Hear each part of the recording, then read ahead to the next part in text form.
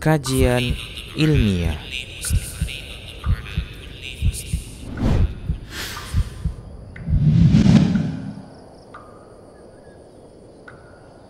Bismillahirrahmanirrahim. Assalamualaikum warahmatullahi wabarakatuh. Alhamdulillahirrabbilalamin. Wassalatu wassalamu ala rasulillah mabad. Para pendengar di streaming dan mengaji, kita kembali di podcast serial Penyakit Hati. Dan Alhamdulillah kita melanjutkan serial Penyakit Hati kita di Penyakit Hati yang ke-12. Ya, Ustaz?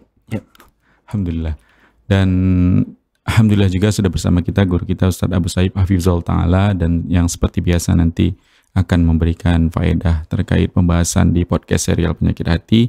Dan nanti setelah segmen faedah disampaikan Ustaz atau materi disampaikan oleh Ustaz, kita boleh saling bertanya jawab. Bisa seperti biasa melalui line interaktif kita, melalui pesan WhatsApp atau SMS, atau komentar di kolom komentar platform media sosial kita yang melakukan live streaming. Silakan Ustaz, penyakit hati yang ke-12, merasa aman. Baik. Bismillahirrahmanirrahim. Assalamualaikum warahmatullahi wabarakatuh. Alhamdulillah. Alhamdulillahi hamdan katsiran tayyiban mubarakan fihi kama yuhibbu rabbuna wa yardah. Asyhadu an la ilaha illallah wahdahu la syarikalah wa asyhadu anna Muhammadan abduhu wa rasuluhu la nabiyya ba'dah. Allahumma salli wa sallim ala nabiyyina Muhammad wa ala alihi wa sahbihi ajma'in, amma ba'd. Kaum muslimin, pemirsa Medan Mengaji rahimani wa rahimakumullah jami'an. Alhamdulillah, kita bersyukur kepada Allah Subhanahu wa ta'ala. Kembali kita diberikan kesempatan untuk saling menasihati satu dengan yang lainnya. Kita diberi kesempatan untuk bertawasau bil haqqi wa tawasau bis sabr. Yang mudah-mudahan Allah Subhanahu wa ta'ala dengan saling mengingatkan terhadap perkara-perkara yang hak dan saling mengingatkan atas kesabaran, mudah-mudahan membuat kita istiqomah sampai nanti kita kembali kepada Allah Ta'ala. Ya, mudah-mudahan pula keberadaan kita sekarang ini di akhir-akhir bulan Sya'ban ini juga diberi kesempatan oleh Allah Ta'ala untuk bertemu dengan bulan Ramadan. Ramadan yang dimuliakan oleh Allah Ta'ala, maka kita juga memuliakan bulan tersebut. Dan banyak sekali amalan-amalan yang dilipat gandakan ganjarannya selama bulan Ramadan. Mudah-mudahan kita dipertemukan dengan bulan Ramadan, dan mudah-mudahan Allah Ta'ala berikan kita taufik untuk bisa maksimal beribadah selama bulan Ramadan, dan ibadah yang kita lakukan selama di bulan Ramadan diterima oleh Allah Ta'ala. Amin ya rabbal alamin. Nah, ikhwati fillah rahimani wa rahimakumullah jami'an, kita akan lanjutkan bahasan kita tentang penyakit hati di urutan yang ke-12, yaitu merasa aman. Kaum muslimin rahimani wa rahimakumullahu jami'an.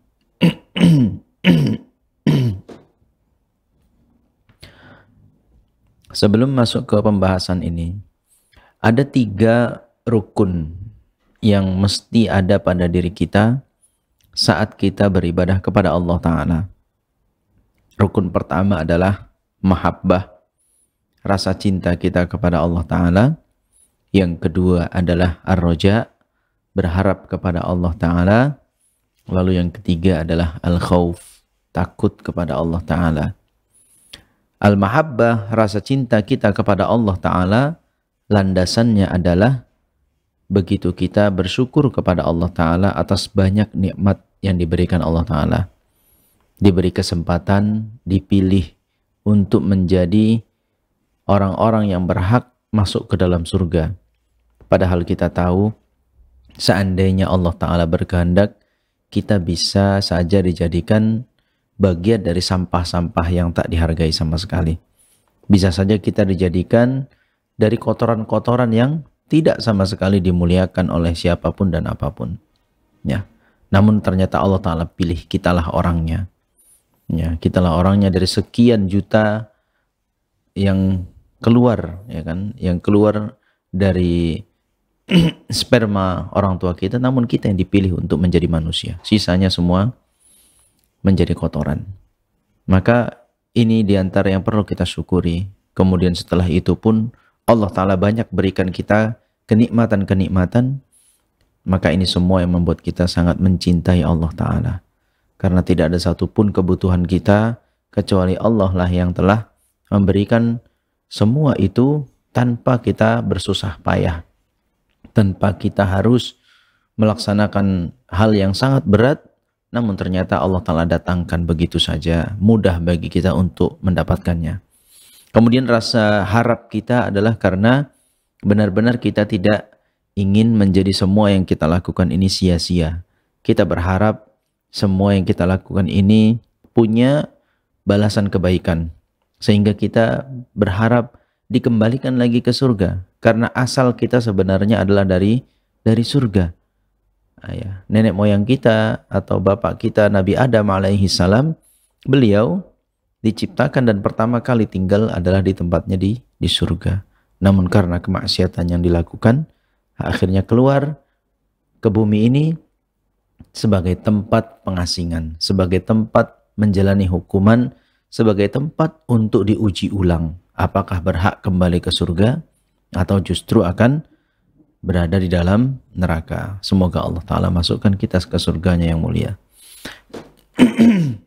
Kemudian rasa khauf, rasa takut, landasannya adalah kekhawatiran kita terhadap neraka yang Allah Ta'ala siapkan untuk orang-orang yang kufur, untuk orang-orang yang membangkang terhadap perintah-perintah Allah Ta'ala. Ya, kita takut dengan hal itu. Jangan-jangan kitalah yang termasuk di dalam kategori itu. Orang-orang yang membangkang kepada Allah Subhanahu wa Ta'ala. Jadi 3 unsur inilah yang membuat kita menjadi motivasi yang kuat dalam beribadah, yaitu rasa cinta kita kepada Allah Ta'ala, rasa harap, dan juga rasa takut. Nah, di sini ikhwati fillah rahimani wa rahimakumullah jami'an. Pernahkah kita mendengar atau bahkan kita merasa bahwasanya muncul bisikan yang mengatakan lakukan saja maksiat itu. Ternyata kan Allah Ta'ala itu Maha Pengampun. Nanti kan diampuni juga dosa-dosanya. Ya, lakukan saja sekarang maksiat-maksiat itu. Nanti pada akhirnya kamu sudah tidak kuat lagi, tenagamu sudah lemah, nah barulah waktu itu kamu bertaubat. Barulah waktu itu kamu kembali kepada Allah Ta'ala. Jadi, ini contoh-contoh bisikan-bisikan syaitan yang menjadi syubhat bagi manusia, sehingga itulah yang menyebabkan dia merasa aman. Ya kan? Merasa aman bahwasanya maksiat yang dia lakukan ini pasti diampuni oleh Allah Subhanahu wa Ta'ala. Nah, maka pertanyaannya, apakah rasa aman seperti ini itu tepat? Apakah ampunan Allah Ta'ala diberikan untuk orang-orang yang beranggapan seperti itu? Apakah taubat yang diterima oleh Allah Ta'ala bersumber dari orang-orang yang seperti itu anggapannya? Nah, ini yang akan kita ungkapkan, bahwasanya ini adalah penyakit buruk. Ya, dia merasa aman, atau dalam bahasa lain mengatakan husnudzon kepada Allah Subhanahu wa Ta'ala. Ya kan? Sehingga mungkin ketika seorang terjatuh dalam perbuatan maksiat, kenapa kamu melakukan maksiat tersebut? Lalu jawabannya adalah, wah, saya kan berhusnudzon, saya berbaik sangka, Allah Ta'ala pasti akan ampuni kok, tenang saja kamu, nggak usah repot-repot. Selepas saya berbuat maksiat ini, saya akan beristighfar, saya akan bertaubat, pasti kan diampuni kan? Apa kamu ragu dengan Maha Pengampunnya Allah Ta'ala? Apa kamu ragu Allah Ta'ala itu Maha Penyayang? Nah, inilah ikhwati fillah rahimani wa rahimakumullah jami'an, hal yang perlu kita luruskan. Karena bisa jadi ini bukan hanya terkena kepada orang-orang yang ahli maksiat, ya. Bisa jadi bisikan-bisikan tersebut bukan hanya menerpa orang-orang yang memang sudah pekerjaannya itu sering berbuat maksiat, tapi jangan-jangan ini juga bisikan yang menerpa kita. Ini jangan-jangan sebuah bisikan dari syaitan yang ingin membuat kita terlena. Ya kan, karena kita sudah ngaji, kita sudah bahas tentang nama-nama Allah Ta'ala, betapa luasnya ampunan Allah Ta'ala, betapa luasnya rahmat Allah Ta'ala, Allah Ta'ala sangat sayang kepada kita, lalu kita merasa aman ketika berbuat maksiat. Lalu kita merasa tidak seberapanya ini dibandingkan amal ibadah yang saya lakukan. Nah, ini catatannya yang perlu kita perbaiki di sini, ya, agar jangan bermudah-mudah kita dalam menyikapi atau beranggapan seperti itu terkait tentang Allah Subhanahu wa taala. Nah, ikhwati fillah rahimani wa rahimakumullah jami'an. Berhusnuzon seperti ini tentu adalah husnuzon yang tidak tepat. Ya, ini husnuzon yang sangat buruk kepada Allah taala. Ya, contoh misalnya husnuzon yang buruk adalah ketika seorang misalnya punya lahan. Dia punya lahan. Dia pengen lahan itu nanti tumbuh apakah buah-buahan atau makanan-makanan yang sayur-sayuran lah gitu yang bisa dia konsumsi atau dia manfaatkan tanaman-tanaman yang ada di atas lahan tersebut. Namun yang dia lakukan adalah hanya membiarkan saja lahan itu. Ya kan? Hanya membiarkan saja lahan itu. Dengan alasan apa? Berhusnuzon, saya husnuzon kepada Allah Ta'ala. Pasti Allah Ta'ala tahu apa yang saya inginkan. Pasti Allah Ta'ala tahu apa yang saya harapkan. Kalau seandainya Allah Ta'ala itu kabulkan, ini pasti akan tumbuh di sini buah-buahan, akan tumbuh di sini sayur-sayuran. Udah nggak usah diurusin, nanti tumbuh sendiri. Apakah benar terjadi seperti itu kenyataannya? Apakah ada lahan yang dibiarkan begitu saja lalu tumbuh rambutan di situ, tumbuh mangga di situ, ya kan? Kalau berkata apakah bisa, jawabannya pasti bisa Allah Ta'ala lakukan. Tapi apakah begitu Allah Ta'ala akan jadikan sunnatullahnya, jadikan begitu kebiasaan yang terjadi? Kenyataannya kan tidak. Tidak. Ya, mayoritas kebanyakan lahan yang dibiarkan hanya akan menjadi lahan yang mati, hanya akan menjadi lahan yang tidak ditumbuhi oleh tumbuhan-tumbuhan yang bisa dimanfaatkan. Nah, begitu ikhwati fillah rahimani wa rahimakumullah jam. Jadi salah berhusnuzon seperti itu. Husnuzon yang benar adalah Anda garap dulu lahan itu, dikasih bibit apa yang ingin ditumbuhkan di atasnya, lalu dirawat pertumbuhannya. Lah, setelah itulah berhusnuzon kepada Allah Ta'ala. Setelah itu baru berharap kepada Allah Ta'ala. Jadi lakukan dulu usahanya, baru berharap kepada Allah Ta'ala. Maka kita masuk tadi kembali lagi ke orang-orang yang bermaksiat, lalu merasa dia akan diampuni oleh Allah Ta'ala. Apakah benar? Apakah benar yang dia lakukan dengan terus bermaksiat, tidak mau berhenti dari maksiat, lalu mengharapkan rahmat dan ampunan dari Allah Subhanahu wa Ta'ala? Apakah perilaku ini benar? Maka kita bisa dapatkan jawabannya di surat Al-Baqarah ayat 218. Di sana Allah Subhanahu wa Ta'ala berfirman, Innal ladzina amanu wal ladzina hajaru wa jahadu fi sabilillah ulaika yarjuna rahmatallah wallahu ghafurur rahim. Sungguh orang-orang yang beriman dan mereka berhijrah dan mereka bersungguh-sungguh di jalan Allah Ta'ala, mereka itulah orang-orang yang mengharapkan rahmat Allah. Mereka itulah orang-orang yang mengharapkan kasih sayang Allah. Dan Allah Ta'ala zat yang maha pengampun lagi maha penyayang. Nah, di sini yang kita garis bawahi adalah bukan orang-orang beriman yang bermaksiat. Tapi di ayat itu menyebutkan orang-orang beriman, dia kemudian melakukan hijrah, dia ada pengorbanan, dia ada melakukan perintah-perintah Allah Ta'ala, wajahadu fi sabilillah, dan mereka bersungguh-sungguh dengan apa yang mereka lakukan itu, bersungguh-sungguh dengan ibadahnya tersebut. Baru ini terkategorikan orang-orang yang berharapnya itu benar. Begitu seharusnya pengharapan itu dimulai dengan ibadah. Pengharapan untuk diampuni dosa-dosa, untuk dicurahkan rahmat atau kasih sayangnya Allah Ta'ala kepada diri kita, ini dimulai dengan banyak beribadah. Bukan menjadikan justru maksiat menjadi wasilah turunnya ampunan dan kasih sayang Allah Ta'ala. Yang ada maksiat itu akan mendatangkan murka, mendatangkan kemarahan Allah Ta'ala karena sudah jatuh dalam kemaksiatan. Nah, begitu ikhwati fillah rahimani wa rahimakumullah jami'an. Maka ini yang kita katakan kepada mereka orang-orang yang merasa aman. Artinya apa? Mereka itu sedang tertipu dengan harapannya sendiri. Mereka tertipu dengan bisikan-bisikan syaitan. Mereka tertipu dengan anggapannya seperti itu. Yang pada hakikatnya Allah Ta'ala tidak akan memberikan ampunan dari orang-orang yang seperti itu.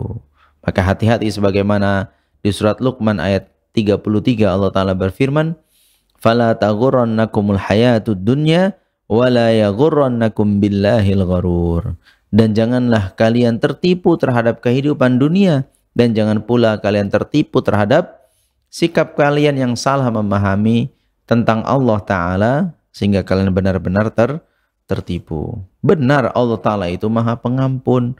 Benar Allah Subhanahu wa Ta'ala itu rahmatnya sangat luas. Kasih sayangnya sangat luas kepada makhluknya.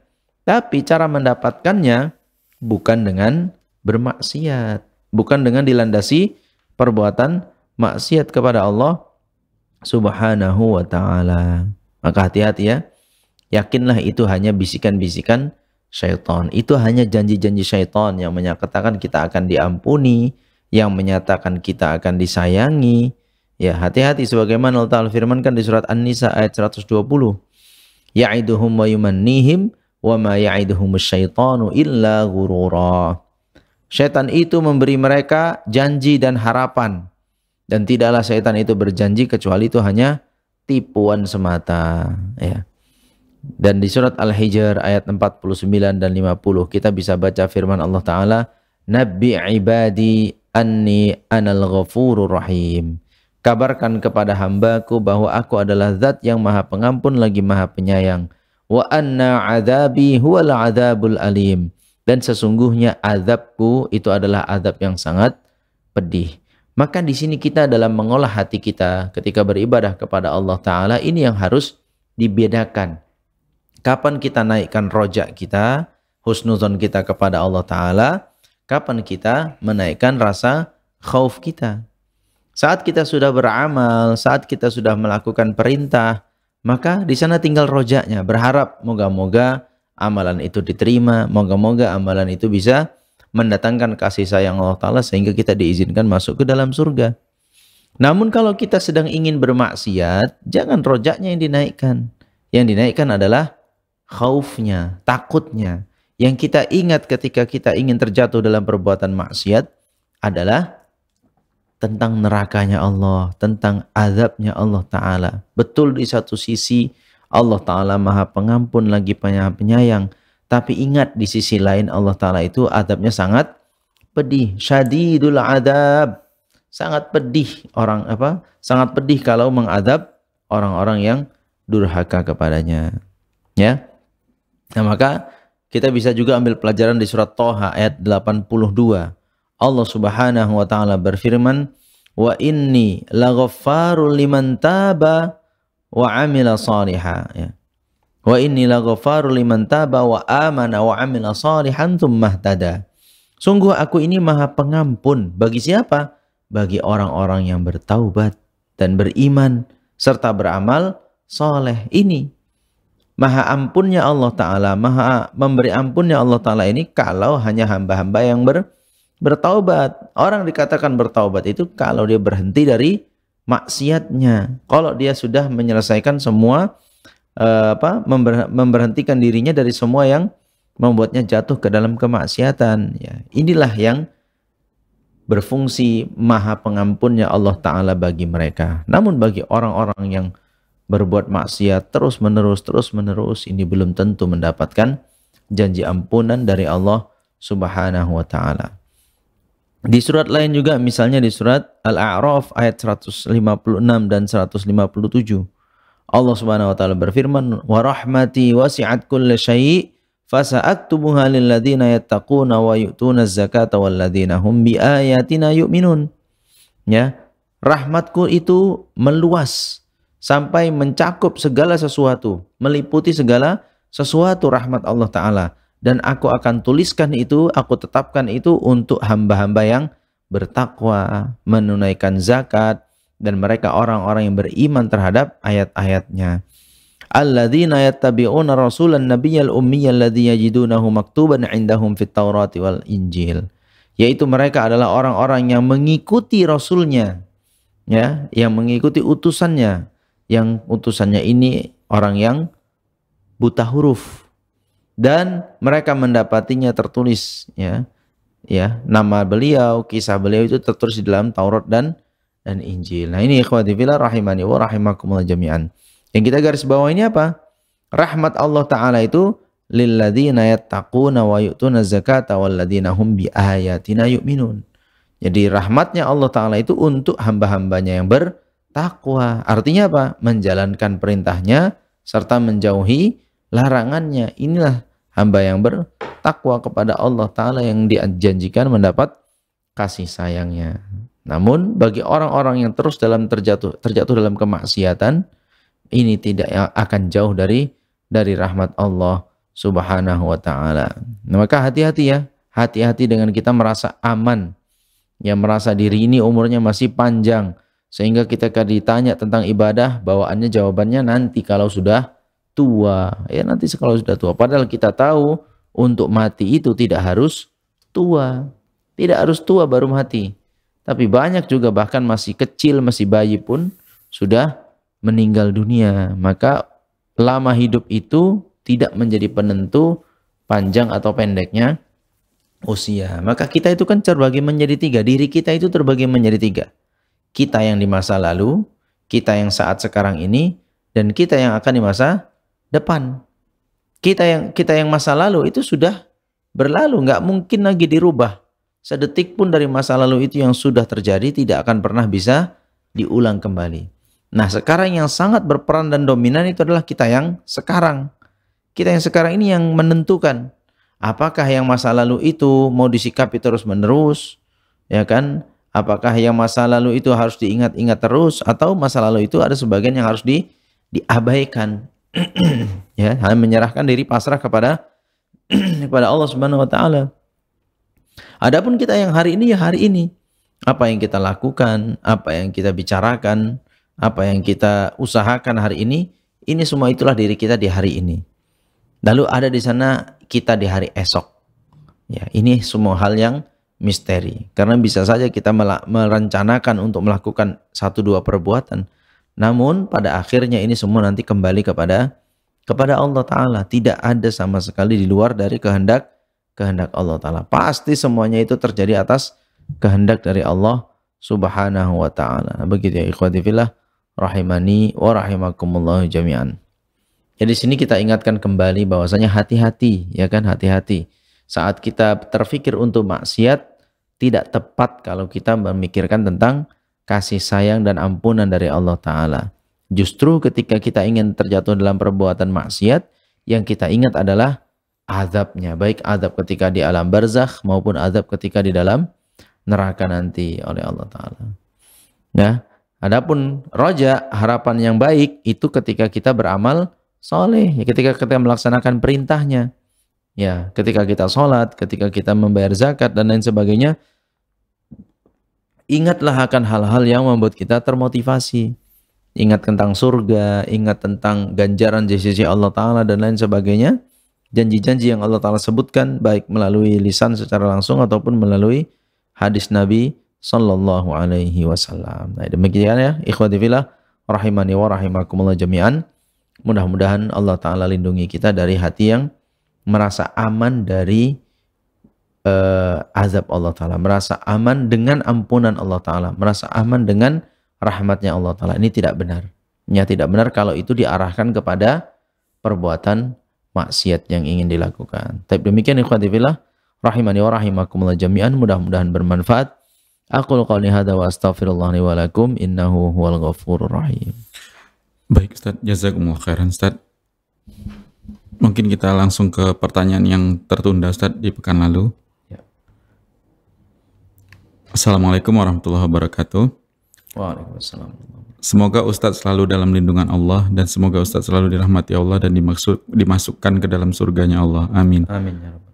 Afwan Ustaz izin bertanya, apa hukumnya bermain HP di jam kerja? Jazakumullah khairan Ustaz, barakallahu fikum. Merasa aman ya Ustaz? Merasa aman menelpon. Kalau kaitan yang lalu mungkin kan dia masih bab nifak gitu ya. Iya, Ustaz. Apakah ini berkhianat mungkin ya maksudnya? Berkhianat dengan akad ya Ustaz. Tapi ikhwati fillah rahimani wa rahimakumullah jami'an. Pertanyaan itu kan masih umum ya. Bermain HP apakah diperbolehkan? Ini kan beda-beda. Ada orang yang memang pekerjaannya ya di HP-nya gitu. Makanya dia bekerja itu ya harus pakai HP kan gitu. Harus pakai HP. Mungkin dia kerjaan ini dan itu yang menuntut dia memang harus bersama HP. Jadi tidak bisa semerta-merta kita lihat orang di jam kerja buka tutup HP-nya, buka-buka aplikasi di HP-nya, lalu kita tuduhkan, wah ente nggak amanah ini kan main HP. Iya memang pekerjaan saya mas di sini. Kalau saya nggak pakai HP, ya saya kerjanya gimana gitu kan. Lalu yang kedua adalah ketika orang bermain HP, tentu ini adalah tergantung ya, tergantung. Apakah memang kebutuhannya seperti itu dan itu diizinkan atau tidak oleh atasannya. Kalau dia dalam pekerja ini ya, apakah dia diizinkan oleh atasannya atau tidak bermain HP seperti itu. Ada sebagian atasan ya cuek saja gitu kan, ya sudah, yang penting target tercapai, yang penting pekerjaan selesai, yang penting jangan ada yang terbengkalai dari tugas-tugasnya. Nah, sebagian pimpinan memberikan seperti itu ya, walaupun ada pimpinan yang nggak rela. Saya nggak rela kamu di jam kerja main-main game atau buka-buka medsos dan lain sebagainya. Saya nggak rela kalau kamu seperti itu di jam kerja. Nah, ini tentu kalau yang seperti itu tidak boleh. Jadi ala kulli hal, ikhwati fillah rahimani wa rahimakumullah jami'an, terkait hal itu kita tidak bisa generalkan setiap yang main HP ketika di jam kerja lalu kita katakan dia tidak bagus atau tidak boleh gitu, tidak boleh. Tidak bisa dimutlakkan. Jadi tergantung situasinya ya. Ala kulli hal memang akan kembali kepada pimpinannya. Apakah pimpinannya mengizinkan atau tidak. Demikian. Wallahu a'lam bishawab. Baik, Masya Allah, jazakumullah khairan Ustaz. Dan mungkin dari kita yang di studio Ustaz, tadi kan merasa aman ini kan bahasa lainnya tertipu lah gitu ya Ustaz. Tertipu dengan prasangka sendiri terhadap maha pengampunnya Allah gitu ketika dia mau bermaksiat ya Ustaz. Yang namanya tertipu nih Ustaz, kalau kita kaitannya dengan muamalah sebenarnya yang enggak disengaja gitu ya Ustaz, atau ada pihak yang menipu. Di sini kan berarti setan ya Ustaz. Nanti kita nggak bisa nuntut setan Ustaz. Kalau cara-cara berpikir orang bodohnya lainnya kan Ustaz. Nggak bisa, ini ya Allah kan setan yang nipu Ustaz. Ya Allah ini kan kita hamba ini kan ditipu sama setan ya Allah. Ini dia aja lah yang disiksa gitu, nggak bisa itu. Walaupun kita bilang, ya kita jawab tidak bisa gitu kan. Cuma ini terjadi. Terjadi Ustaz? Ya, bahkan dalam Al-Quran itu kan memang diceritakan semua penduduk neraka akan menuntut setan. Semua penduduk neraka nanti pada akhirnya menuntut setan. Dan inilah kemudian masa-masa yang sangat menyedihkan ketika setan berkhutbah di depan semua penduduk neraka. Ya, di mana setan di situ, ayatnya apa ya, lupa.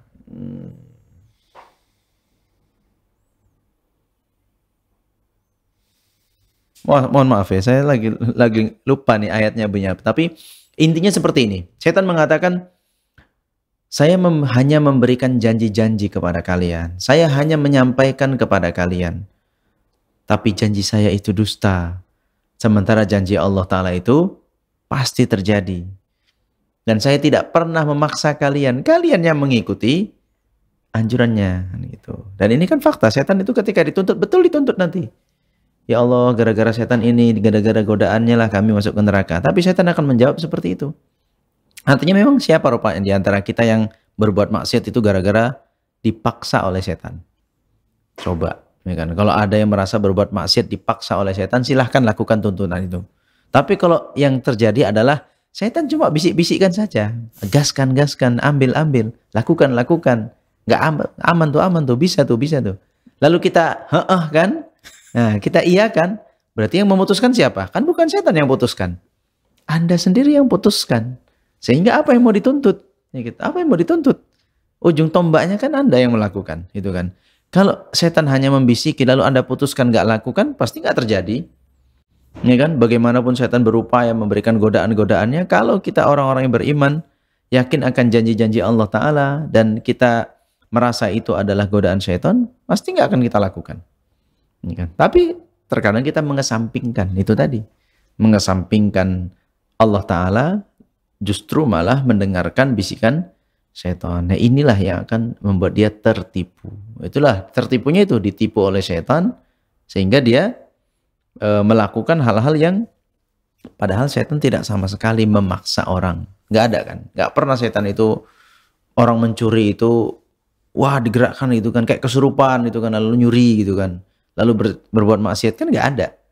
Dia lakukan sendiri. Ya. Nah makanya benar nanti akan ada terjadi penuntutan kepada setan, tapi setan pun akan punya jawaban di hadapan Allah Ta'ala. Maka fala talumunna illa anfusakum. Jangan pernah mencela kecuali diri kalian sendiri, kata setan.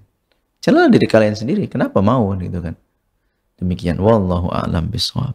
Masya Allah. Berlepas diri setannya. Iya. Dan kalaupun dia memang mendapatkan bagian dari dosa itu ya memang dia udah kekal janjinya, memang udah dipastikan dari awal itu ya. Sudah jadi akad ya Ustaz. Iya. Dan itu memang tugasnya gitu. Berarti Ustaz kalau kita kaitan kan tadi dengan tertipu tadi kan Ustaz. Sebenarnya ini kan sesuatu yang kita hadapi ini kan sesuatu yang lemah juga gitu ya Ustaz. Karena kan dia nggak bisa kayak Ustaz bilang tadi, nggak bisa narik kita, nggak bisa maksa kita, nggak bisa nyorong kita. Yang dihadapin kan cuma bisikan-bisikan aja. Ini faktor terbesarnya berarti di diri kita gitu ya Ustaz. Betul.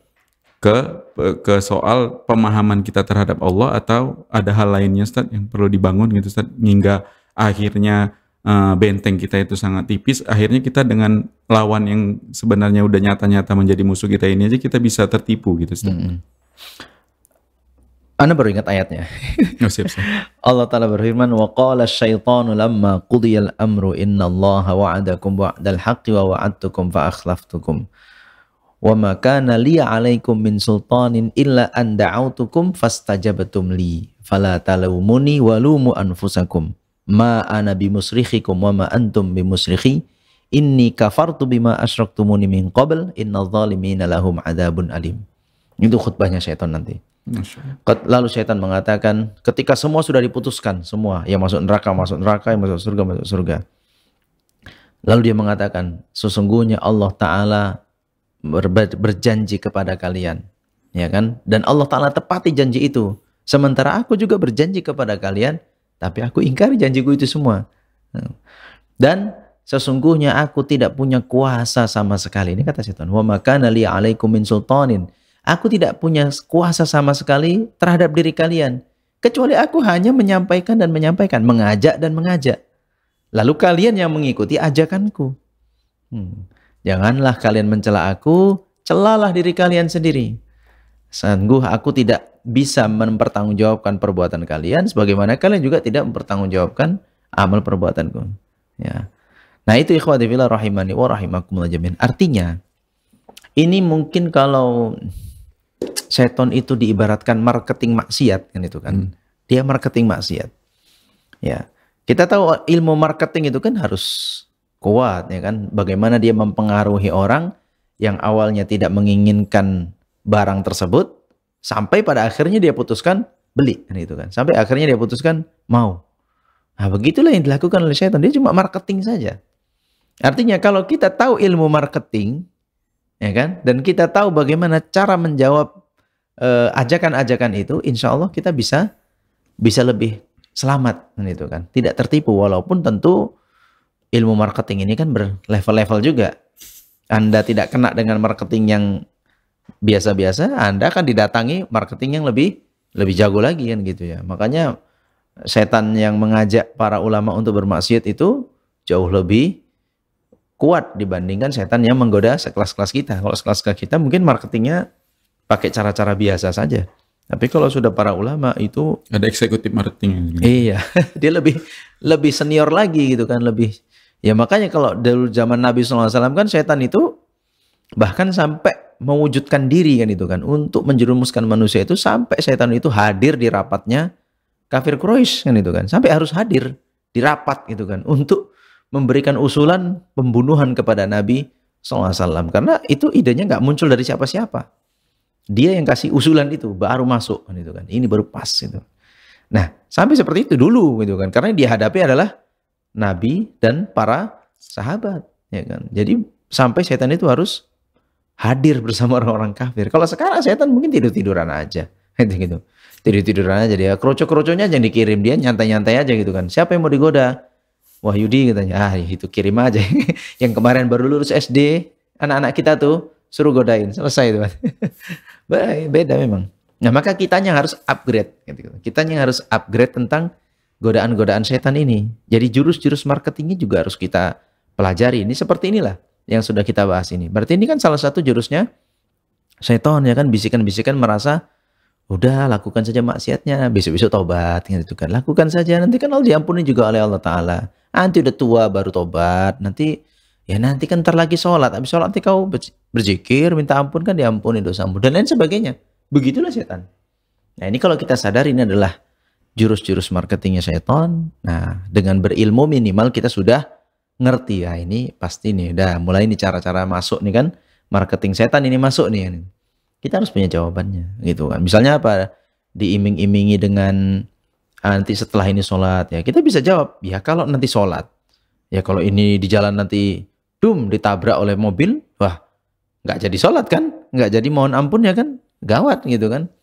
Ya apalagi kalau ibadah itu ada diterima nggak diterimanya, ada ikhlas nggak ikhlasnya. Kalau maksiat nggak pakai, nggak ada maksiatmu tertolak gitu, nggak ada pembahasan itu.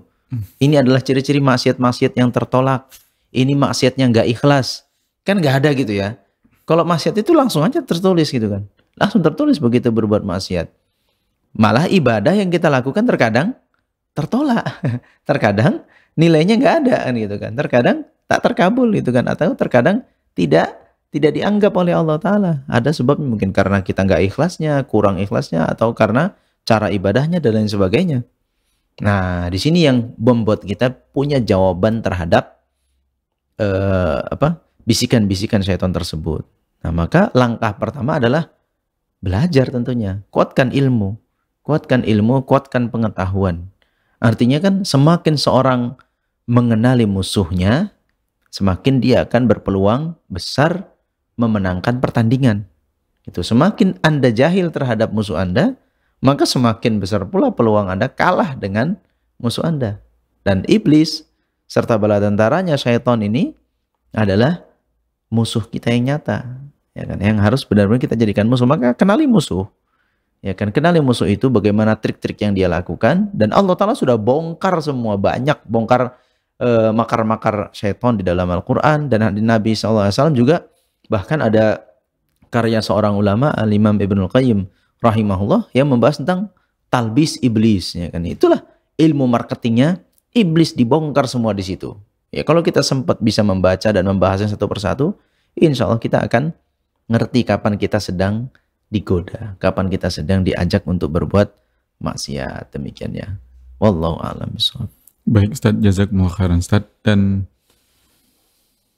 masih ada pertanyaan yang masuk? Baik, nggak ada, mungkin sebagai penutup juga Ustaz, terakhir dari kita Ustaz. Tadi kan Ustaz sebelum, maksudnya di mukadimah awal tadi dibahas sedikit tentang rukun ibadah ya Ustaz, kaitannya dengan merasa aman ini. Ada tadi cinta ya Ustaz, mahabbah, roja, pengharapan, atau dan khauf ya Ustaz, merasa takut. Apakah secara spesifik bisa dikatakan bahwasannya orang yang sering memiliki terindikasi memiliki penyakit hati yang namanya merasa aman ketika ingin bermaksiat pada Allah ini, ada kesalahan dia terhadap rukun ibadah ini Ustaz? Dan bagaimana kalau memang itu seperti itu keadaannya, bagaimana cara mengatasinya? Apakah dia memang harus memperkokoh atau memperkuat ilmu tentang rukun-rukun ibadah tadi, atau seperti apa Ustaz? Nah, taib ikhwati fillah rahimani wa rahimakumullah jami'an. Jadi sebagaimana kita sudah bahas juga tadi kan, bahwa mereka itu tertipu karena husnuzonnya yang salah. Ya, meletakkan husnuzon kepada Allah Ta'ala yang salah. Mereka katakan Allah Ta'ala Maha Pengampun, itu tidak salah, benar. Katakan Allah Ta'ala itu rahmatnya, kasih sayangnya sangat luas, itu juga benar. Tapi kemudian meletakkan ini di saat dia akan berbuat maksiat, itu yang keliru. Karena gitu, seharusnya ketika kita mau berbuat maksiat, yang kita patri dalam diri kita adalah Allah Ta'ala itu azabnya sangat pedih, agar kita termotivasi untuk berhenti dari perbuatan maksiat. Nah, ini dia salah dalam menempatkan tentang Allah Subhanahu wa Ta'ala. Di situ dia letak tertipunya. Nah, jadi tidak mengerti. Kalau mau berbuat maksiat, yang dinaikkan adalah khaufnya. Kalau sedang beramal soleh, yang dinaikkan rojaknya. Kan gitu. Walaupun tetap harus ada, misalnya ketika dia beramal soleh, apakah murni hanya rojak saja, khaufnya tidak ada? Ya ada juga khaufnya. Misalnya apa? Takut kalau amal ini tidak diterima. Takut kalau amal ini hanya menjadi sebuah hal yang sia-sia. Ada juga takutnya. Tapi kalau kita beramal, takutnya yang dikuatkan, lama-lama kita malas beramal. Untuk apa aku beramal? Futur. Capek-capek aku nggak diterima. Untuk apa aku begini? Ternyata sulit juga pada akhirnya. Nah, ini yang nggak tepat, sama itu tertipu yang sama. Tapi yang satu terjatuh dalam perbuatan maksiat, yang satu lagi terjatuh dalam futur tadi ya. Dia jauh dari ibadah. Karena nggak tepat meletakkan rasa antara rojak dan khaufnya tadi. Nah, ini yang perlu kita ketahui. Kalau kita sedang beramal, kita sedang sholat, kita sedang berinfak, ketika sedang baca Quran, yang kita naikkan itu rojaknya. Yang kuat gitu ya. Setelah mahabbah, rojaknya yang kita kuatkan. Rasa pengharapan ini bisa menambah amal kita dan bisa menjadi tabungan kita nanti di sisi Allah Ta'ala. Sekalipun ada khaufnya, tapi itu hanya sekedar pelengkap. Yaitu bahwasanya, ya ini bukan berarti juga dengan ini. Karena kalau terlalu rojaknya kuat, nggak ada khaufnya, sombong jadinya. Jadi merasa amalannya udah cukup, merasa amalannya sudah terlalu banyak. Nah itu kan ujub jadinya kalau terlalu banyak rojaknya. Tapi kalau berbuat maksiat yang dinaikkan adalah khaufnya. Rojaknya ada, tapi diperkecil porsinya. Misalnya khaufnya adalah terhadap sisa-sisa Allah Ta'ala kalau kita terjatuh dalam perbuatan maksiat. Rojaknya di mana munculnya? Rojaknya muncul ketika ya sudah terlanjur kan gitu kan. Ini berniat, bahkan ini sudah mau melakukan. Lalu munculkan rojaknya, mudah-mudahan ini pun diampuni oleh Allah Ta'ala. Langkah-langkah yang sudah kita lakukan dalam rangka berbuat maksiat, walaupun nggak jadi nih kan, cuma kan sudah melakukan langkah kaki, pandangan mata, perbuatan tangan, itu kan terkadang sudah dimulai, walaupun akhirnya nggak jadi gitu. Nah ini mudah-mudahan harapannya tetap diampuni oleh Allah Ta'ala. Begitu yang harus kita pandai-pandai mengolah ya ikhwati fillah, rahimani wa rahimakumullah jami'an. Dan setan tahu itu gitu. Setan tahu masalah ini, sehingga dibaliknya, ketika Anda beramal soleh, khaufnya dikuatkan sama setan. Ngapain kamu berinfak, nanti miskin. Ngapain kamu melaksanakan sholat. Alah, kamu tuh ria ajanya nanti. Sia-sianya kamu ini kan gitu. Ketika Anda berbuat maksiat, dibaliknya lagi. Oh, udah aman itu. Allah Maha Pengampun, Maha Peluas. Umurmu kan dipanjangkan. Kamu kemarin menyambung silaturahim, kan dipanjangkan umur. Kamu lakukan ini, berbuat baik sama orang, kan nanti kamu juga diperbolehkan baik. Udah maksiat aja dulu, nanti baru belakangan minta ampunnya. Begitu setan. Makanya kalau kita nggak kenali, kita yang salah penempatan itu kan. Jadi bukan salah tentang memahami Allah Ta'alanya, tapi salah menempatkan posisinya itu tadi antara rojak dengan khauf. Ya, demikian. Wallahu a'lam bishawab. Baik, Masya Allah, jazakumullah khair Ustaz atas bimbingan dan arahannya. Dan dengan demikian, para pendengar radio streaming dan mengaji, kita cukupkan pertemuan kita di penyakit hati yang ke-12 ini. Mudah-mudahan kita bisa ketemu lagi di pertemuan selanjutnya, dan mudah-mudahan apa yang kita sajikan ini bermanfaat tentunya untuk kami pribadi, juga untuk Anda dimanapun Anda berada. Mewakili kru yang bertugas kami pamit, kita tutup dengan doa kafaratul majlis. Subhanakallahumma wa bihamdika, asyhadu an la ilaha illa anta, astaghfiruka wa atubu ilaik. Assalamualaikum warahmatullahi wabarakatuh. Waalaikumsalam.